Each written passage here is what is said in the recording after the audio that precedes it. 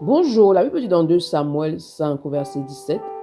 Les Philistins apprirent qu'on avait oint David pour roi sur Israël et ils montaient tous à sa recherche. David, qui en fut informé, descendit à la forteresse.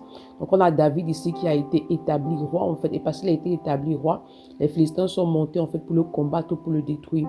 Tu ne dois jamais perdre de vue que même si le Seigneur t'a appelé, même s'il t'a établi en fait dans une œuvre, ça n'empêche pas qu'il y aura les combats.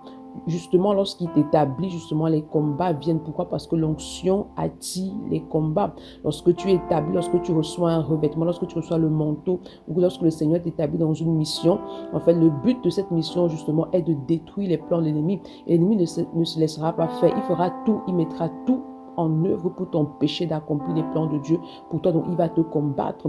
Dans cette situation, ce que le Seigneur attend de toi, c'est quoi? C'est que tu demeures dans la foi. D'où l'importance d'avoir la conviction que l'appel que tu as vient de Dieu et que tu as été établi par Dieu. Parce que lorsque c'est Dieu qui t'établit, alors il est celui qui va combattre tes combats. Il va celui qui va te permettre de demeurer dans une vie de victoire. Donc, le Seigneur attend de toi que tu demeures dans la foi, que tu demeures attaché à lui et que tu ne laisses pas les combats, les difficultés, en fait, te sortir de son plan, te sortir de son appel et des projets qu'il a pour toi. C'est pourquoi ce matin, demande au Saint-Esprit de t'accorder la grâce de ne pas regarder à la réalité, mais en tout temps de marcher suivant la vérité de la parole de Dieu que tu as reçue.